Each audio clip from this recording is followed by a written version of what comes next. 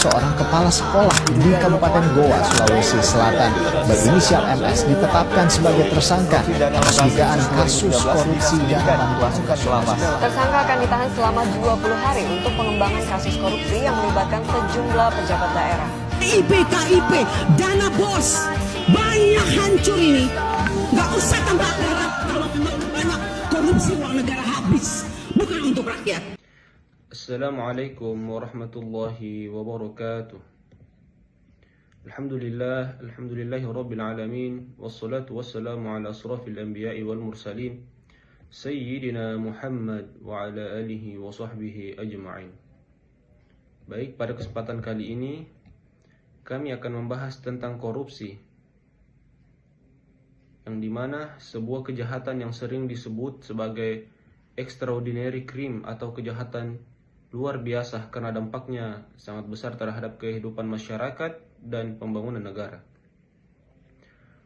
Lalu, apa sih sebenarnya korupsi? Secara umum, korupsi adalah tindakan menyalahgunakan kekuasaan, jabatan, atau wewenang yang dimiliki untuk memperoleh keuntungan pribadi, keluarga, maupun kelompok dengan cara yang melanggar hukum. Kata korupsi berasal dari bahasa Latin corruptio yang berarti rusak, busuk, atau menyimpang. Di Indonesia, korupsi diatur dalam Undang-Undang Nomor 31 Tahun 1999 sebagaimana telah diubah dengan Undang-Undang Nomor 20 Tahun 2001 tentang pemberantasan tindak pidana korupsi. Korupsi tidak selalu berbentuk pencurian uang dalam jumlah yang besar, memberikan suap agar memperoleh jabatan, memanipulasi laporan keuangan, menyalahgunakan anggaran, hingga menerima hadiah karena jabatan juga termasuk bentuk korupsi. Korupsi bukan hanya melanggar hukum, tetapi juga menghancurkan kepercayaan masyarakat terhadap pemerintah dan merampas hak rakyat. Mengapa korupsi sering dianggap sebagai virus? Karena ya seperti virus, korupsi itu bisa menyebar dengan sangat cepat apabila tidak segera dilakukan pencegahan.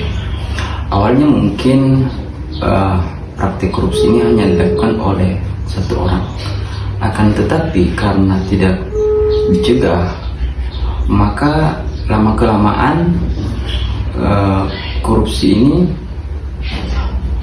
akan dianggap sebagai kebiasaan, sehingga orang lain pun ikut tergiur dan ingin melakukan korupsi. Misalnya seseorang melihat rekan kerjanya melakukan suatu praktik korupsi, akan tetapi rekannya ini tidak mendapatkan sanksi ataupun hukuman,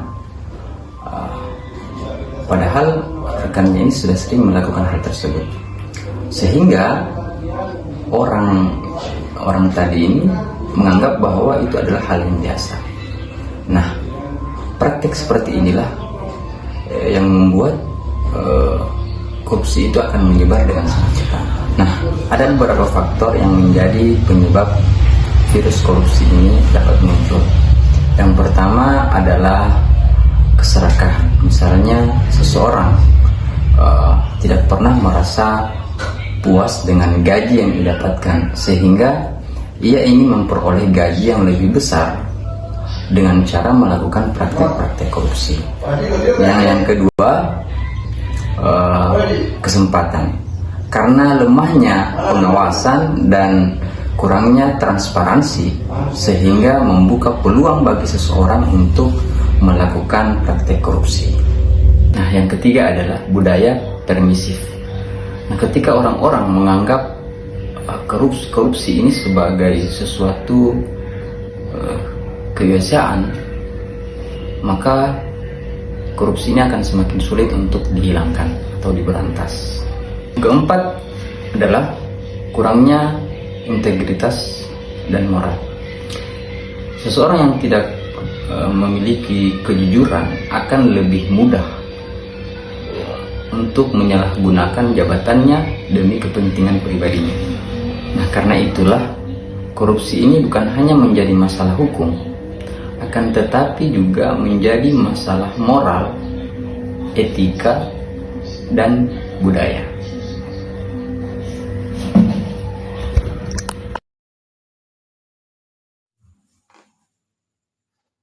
Tahukah kita bahwa korupsi tidak hanya berupa pencurian uang negara? Korupsi memiliki banyak bentuk dan seringkali terjadi di sekitar kita. Beberapa bentuk korupsi yang paling sering ditemukan antara lain seperti suap, yaitu memberikan sesuatu atau menerima sesuatu untuk memperoleh keuntungan tertentu. Ada juga penggelapan dalam jabatan, yakni ketika uang atau aset negara digunakan untuk kepentingan pribadi. Selain itu, terdapat penyalahgunaan wewenang, gratifikasi yang berkaitan dengan jabatan, pemerasan, dan oleh pejabat, hingga kecurangan dalam pengadaan barang dan jasa yang tidak sesuai dengan aturan. Lalu, mengapa korupsi menjadi masalah yang begitu serius? Karena dampaknya sangat besar dan dirasakan oleh seluruh masyarakat.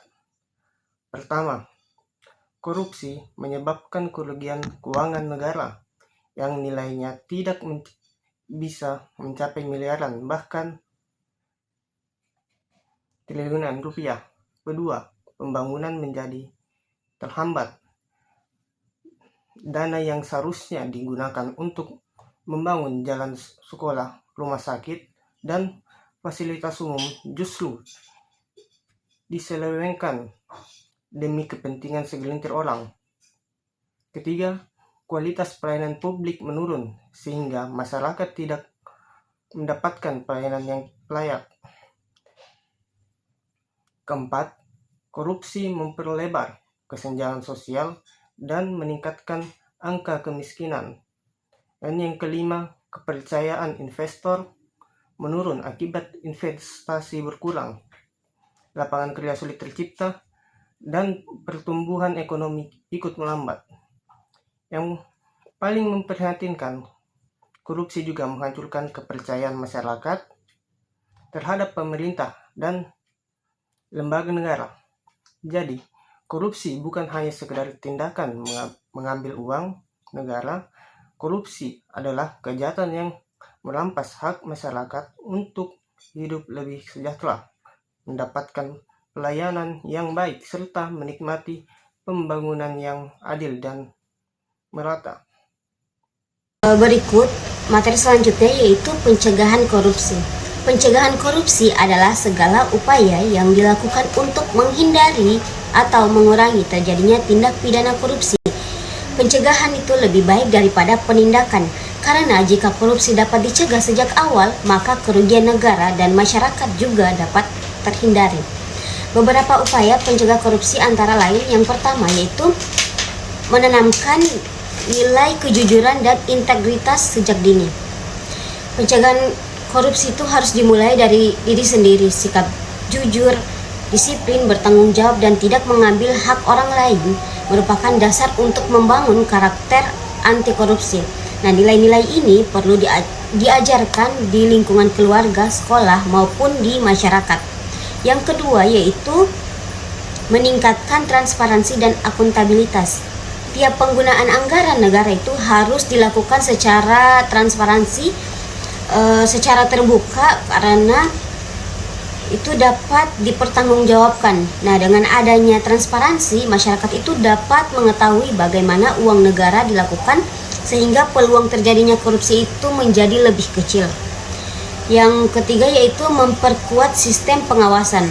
Pengawasan yang baik itu dapat mencegah penyalahgunaan wewenang. Pengawasan itu dilakukan oleh lembaga pemerintah, aparat penegak hukum, maupun masyarakat. Nah, semakin ketat pengawasan, semakin kecil pula kesempatan seseorang melakukan korupsi. Yang keempat yaitu memberikan pendidikan anti korupsi. Pendidikan anti korupsi itu bertujuan untuk menanamkan kesadaran bahwa korupsi adalah perbuatan yang melanggar hukum dan merugikan banyak orang. Melalui pendidikan, masyarakat itu diharapkan memiliki keberanian untuk menolak dan melawan segala bentuk korupsi. Yang kelima yaitu menegakkan hukum secara tegas dan adil. Penegak hukum yang tegas memberikan efek jerak kepada pelaku korupsi. Hukumannya itu harus diberikan tanpa memandang jabatan, kedudukan, serta status sosial agar tercipta keadilan dan kepercayaan masyarakat terhadap hukum. Yang keenam yaitu mendorong partisipasi masyarakat.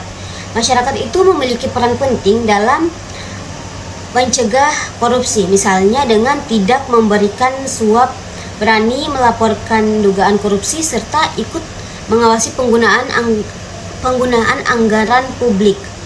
Partisipasi masyarakat itu membuat penyelenggaraan pemerintah itu menjadi lebih bersih.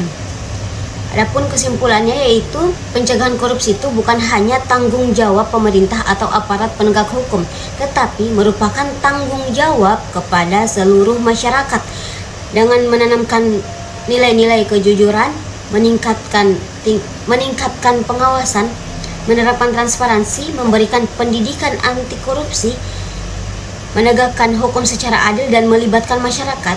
Budaya korupsi itu dapat dicegah sehingga terciptanya pemerintah yang bersih dan kesejahteraan masyarakat itu dapat terwujud.